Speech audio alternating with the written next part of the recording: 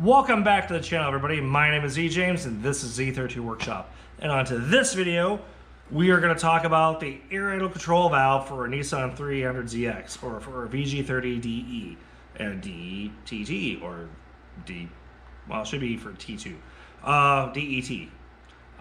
This particular valve, though, actually came from a J30, which is slightly different than what's on a Nissan 300ZX because of some of the piping's different up on top for the intake. Let me show you. So this one came from my old motor. You guys seen when I took it off, but it's different on the backside. You can see these, but these should be completely interchangeable. Let's pull these. They come off with 4 bolts. Mine did not have a 4th one for whatever reason, but you can see how this screw right here is. You should be able to change the tops. So if you can find one, here's a tip, pro tip for everybody. If you're looking for one of these, check the salvage yards for a J30. Now granted, a lot of them are dead, but you could probably find them and should be usable. You have to test them all out. In this video, I'm going to show you how to clean it up and take this apart. Just to tear it apart and show what's going on. And not replace the gasket, but this gasket. You can see there are several different styles. Some of these are open, hence why the gasket's this way. This one's slightly less, so I'm assuming this is an older one because it'd be less machine work. And you can see how they've got like some of a spring in there. But we're going to tear this apart. And this is your air adjustment screw for your air idle control to set your base. So we can take that all the way out. So I don't know if this will be fast forward, time warp, or not. I think I might. Let's just do this. Let's see if I can get this apart. All right, so we're going to do time warp on me disassembling the air idle control valve and showing you what you should need to clean up and take care of. So, all right, here we go. 3, 2, 1, time warp.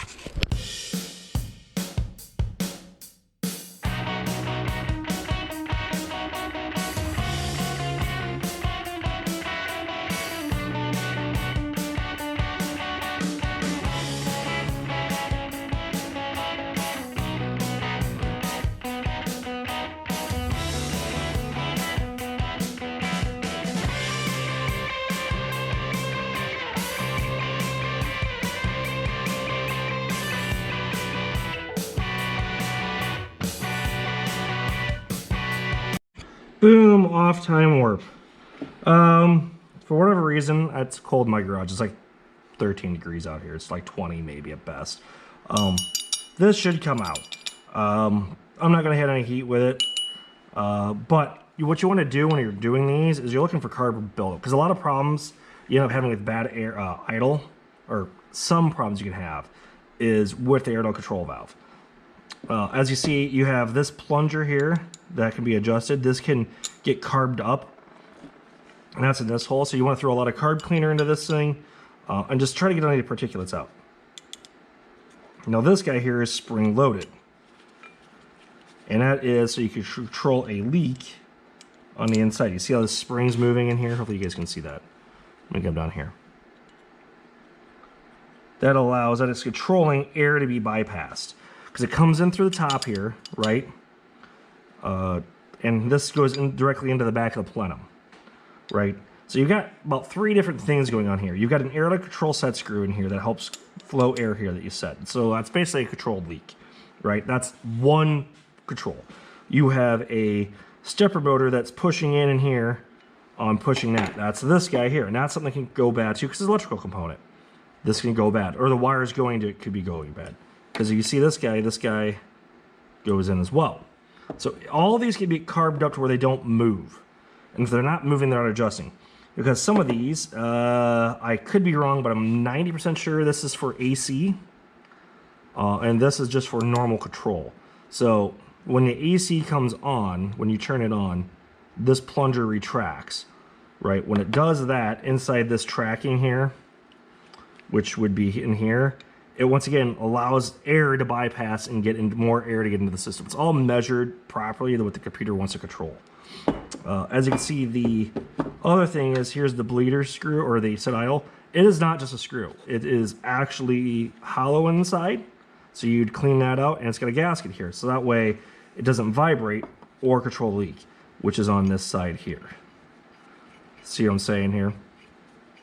So all of these guys help control the how much air is getting into the engine. Because when I'm screwing this in, you can see, I don't know if you can or not, but inside there is where this thing's coming up to. Let me see if I can get some light in there for you guys.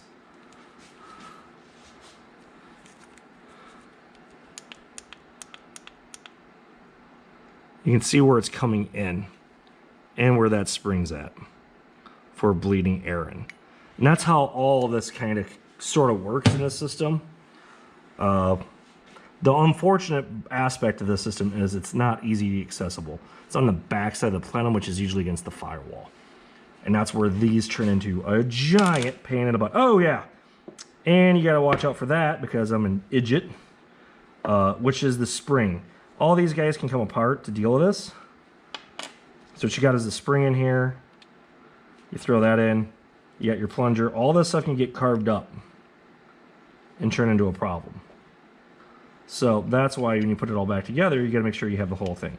I'm not going to necessarily clean this. I just wanted to take it apart for you guys to show you how all this kind of works and why you should, if you've got an older car that has not been maintained and you've got the motor apart, I highly, highly recommend taking the air control valve and going through it. Just cleaning it up, clean the contacts, clean up, make sure all the stuff works, make sure everything works smoothly, because that's going to be your biggest fight when you do this project, is making sure that this stuff all works together in the end, because you don't want to get this thing in and the thing still has an idle issue. This guy is probably destined for an eBay, because it is for a J30. So yeah, it's going to be a little harder for someone to work on. These guys sell for an absorbent amount of money new. When I mean absorbent, I'm talking like $700 last time I checked. So keeping yours in good working fashion is fantastic. I know guys that you can delete this if you've got a different ECU that will help you take care of your electric control valve and do it with, like, if you got drive-by-wire, you can do it by the throttle bodies where they do their own adjustments. But back in the 90s when they were designing the system, they didn't have that control. It was less than that by all sorts of imagination. So that's what I'm getting at with this thing. These are all fantastic. This guy here was a, let's say 18 millimeter? No, 19 millimeter to get it off. So 19 millimeter puts it back on. You just make her snug. Make sure she's good. There's no really torque spec. I'm assuming there might be one, but I don't know it. And then this guy here, you should be able to replace those, but they're probably pressed in. And that being so cold in my garage right now, I am honestly not going to fight with it. But you should be able to swap that out or make it work. Because I don't know why you design this and make it so you have to have two different ones when you can just use the same. Now that being said, they did change these on style where this could be all open and more of these mechanisms and passages are shown. This is a little slightly less, so I don't know if this is later or early in the revision type of situation. And then obviously you want to have all the bolts holding it down, so I'm assuming that this probably had a leak because it was missing this guy. The clamping force should have hold it, but you never know. I mean, they gave you 4. Make sure you have it right. So yeah, that's it for this video, guys. I know it's a slightly longer, maybe not so much of me just tearing apart and showing you an air control valve, which I find these are good. I mean, it's good tech. They just have changed it, and you should really clean them out if you're trying to keep your car where you have it, like I'm going to, where I'm going to use my clean up the one I have on the motor and put it in. So yeah, if you guys have any questions or comments, please hit me down below. I'm pretty responsive on stuff. Please like and subscribe. Every little bit helps on this channel. Still marching my way to monetization with all the videos between 300ZX information, now Dodge Stealth stuff, and then just random stuff I do in the garage. And yeah, that should do it, guys. I'll take care and I'll see you in the next video. Bye.